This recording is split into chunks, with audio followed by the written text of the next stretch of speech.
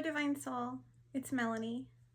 Hope you're doing well tonight. I'm back with another message, but this one is a little different. As you can see, we're just hanging out as if you're my bestie.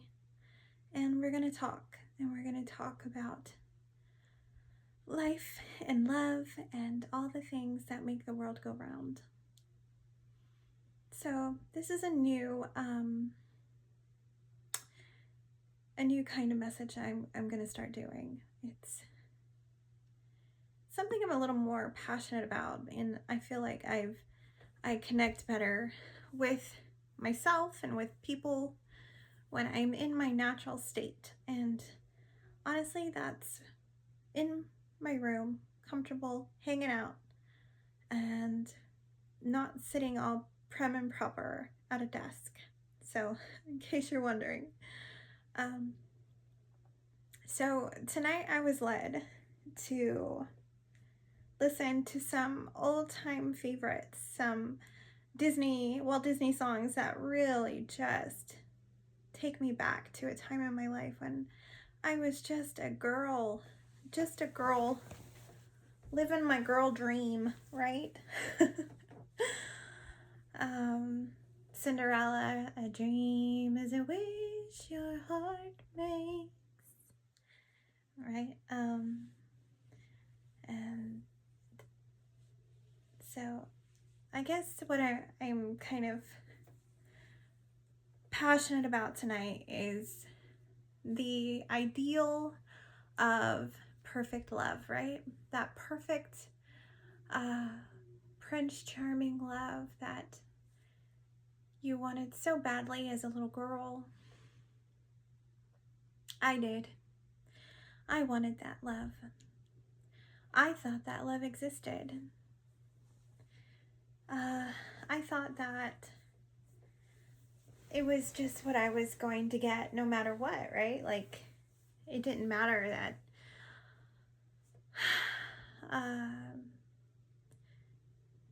that kind of fantasy wasn't an actual reality.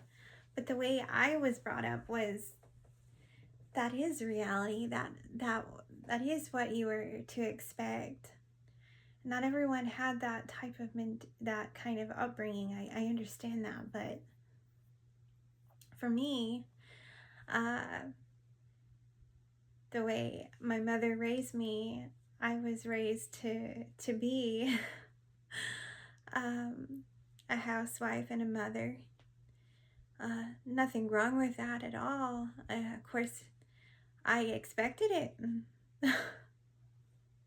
I expected it, even though I knew I had a lot to offer education-wise. I graduated with honors from high school, and I was in the National Honor Society, and I knew that I had potential intellectually, not just as a female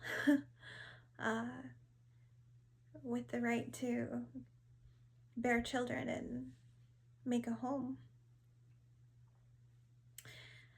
My mother, she always took us to the library. That's what we did in my little tiny hometown. There was nothing to do besides, playing outside in nature and to go to the library. And so we volunteered during the summer reading program, and I remember doing like arts and crafts with the kids, specific age groups and things. But my mother, we would check out books and check out movies, and the movies were VHS.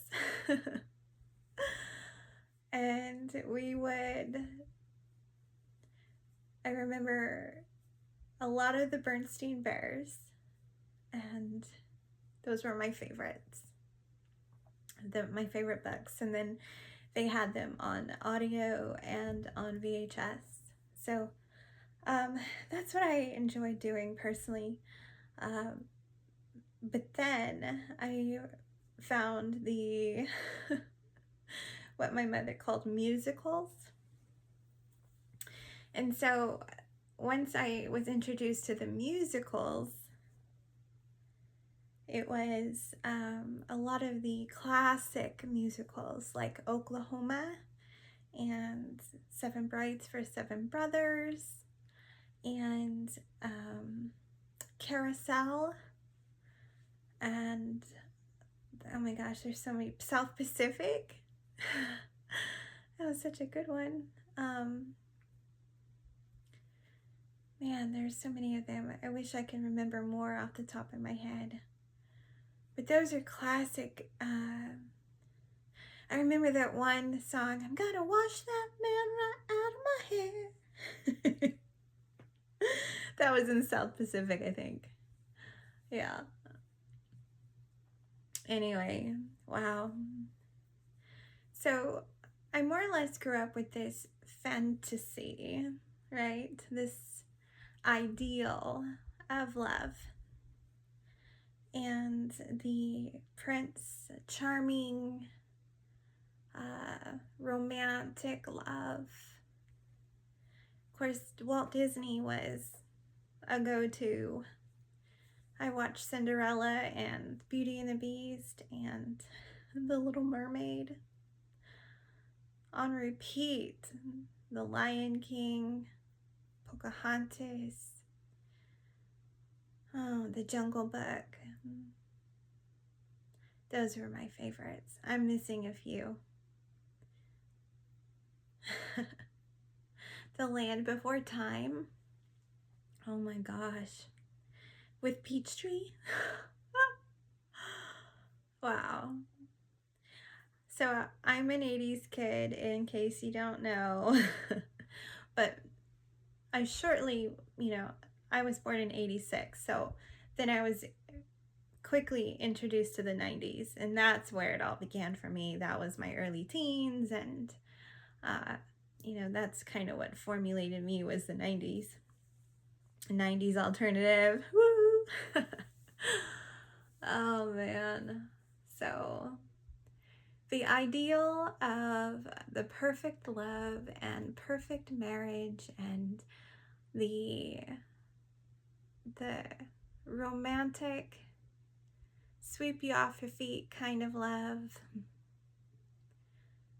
Oh man. So when I turned into a teenager, early, now this was more like 12 to 13,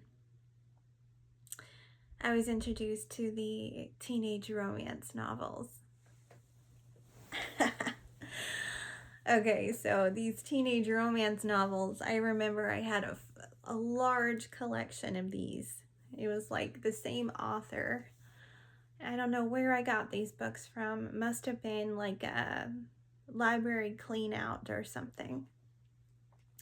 But I remember having the whole series of these romance novels up on the top shelf of my closet because I would read a whole book in one day. Like it was that kind of intrigue. Like I was intrigued that much. Yeah, that's how much I loved romance and love and reading and words. Of course, if you've watched any of my other videos from a few weeks ago, I explained that when I was about that same age, prior to the romance novels, I was waking up in the middle of the night with poetry flowing out of my body. And I don't know what happened to all that, but I do remember writing one specifically about my grandfather that I don't have any memory of. He was my grandfather on my father, on my dad's side, my dad's dad. But when I was born, he held me. And shortly after he passed away. But I always heard the little stories of like how he was and things like that. But I was woke up in the middle of the night. I remember one time when I was around 10 or 11, and I wrote this poem about him. And I tried to find it the other day because I thought maybe I still had it somewhere. I felt like I had seen it within the last few years going through things. I've moved so much. But I wish I still had that poem, but this last time I was looking for it, he said, "It's okay, Melanie. You don't have to keep looking for it." So I guess if it's to appear, it will. It'll appear when the time is right, if it's still around. So that took me down, the lane of when I was first coming into my writing stages. And I remember when I was, I think it was 4th or 5th grade, maybe something like that. I did what they called a some type of competition. I can't remember what they called it, but I wrote a poem about earrings. Or maybe, no, I chose the poem. I didn't write it, I don't think, but I had to memorize it and then read it to the judge, or say it to the judges, right? I had to just, like, it was like an acting audition almost, I recall. But I read this, I recited this poem and about these earrings, and I remember I placed maybe 1st or 2nd. And then I recall being also in competition where I had to memorize art pieces, the names of the art pieces, and then I had to memorize who was the artist. And these were like classic art from like 18th, 19th centuries, right? 20th century, like old art. I don't know how I did it, folks.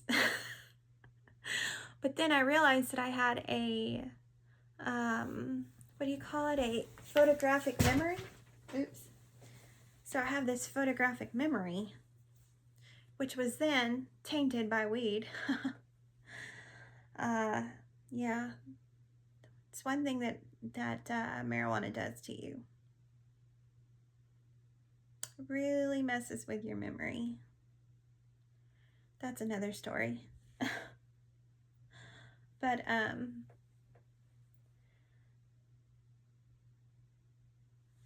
for many, many years, I didn't have a memory of my childhood. It was very select. Like I couldn't remember things that most people would remember about their own childhood. But as I've gone through this healing journey and,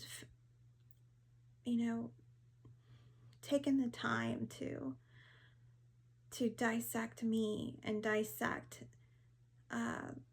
my childhood conditioning and traumas and all of these things, and the memories are coming back slowly. And I'm grateful. I'm grateful to have these memories and to share them with you. And I guess the reason I'm talking about all this is because what's resurfacing are my passions, my true passions, the ones that little Melanie wanted so badly before I was jaded and hurt, and adulthood takes away all of that magic, right? It doesn't have to, but it did for me. When you realize that it's not a fairy tale, that the trajectory of your life was for growth and not for fantasy and pleasure, right? I wouldn't change it because I am who I am right now because of it. So yes, I am grateful for each and every heartache and pain and narcissist and all the abuse and all the substances and all the traumas. I will never change it. Because throughout all of this,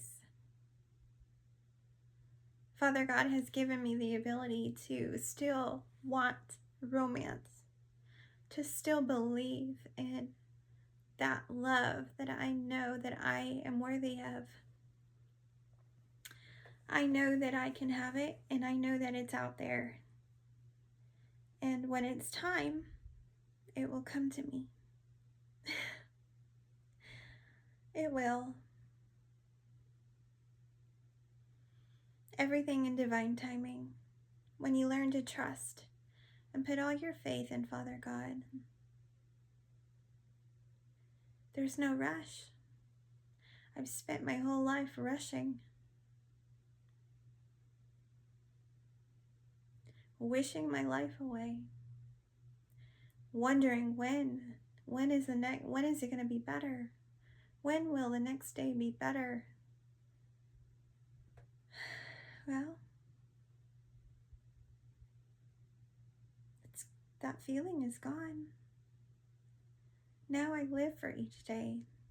I wake up and I say, all right, God,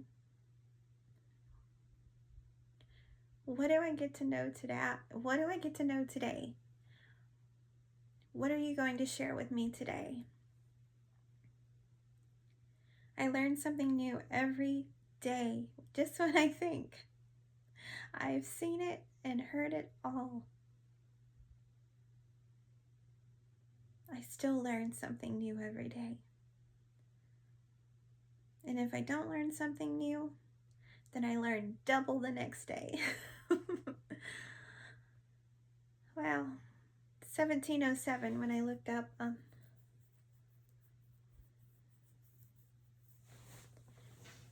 I don't know, guys. It's hard not to be jaded by the wickedness in the world, and when you've seen so much evil, and it's hard to waver from that. But honestly, there really is so much good in the world. You just have to believe.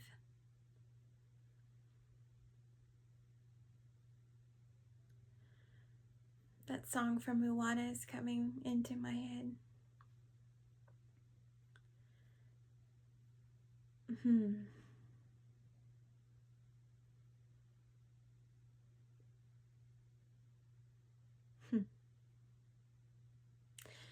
Well, I guess I am going to sign off for now.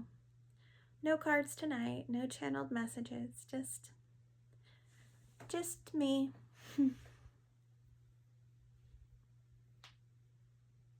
Till next time, love and light.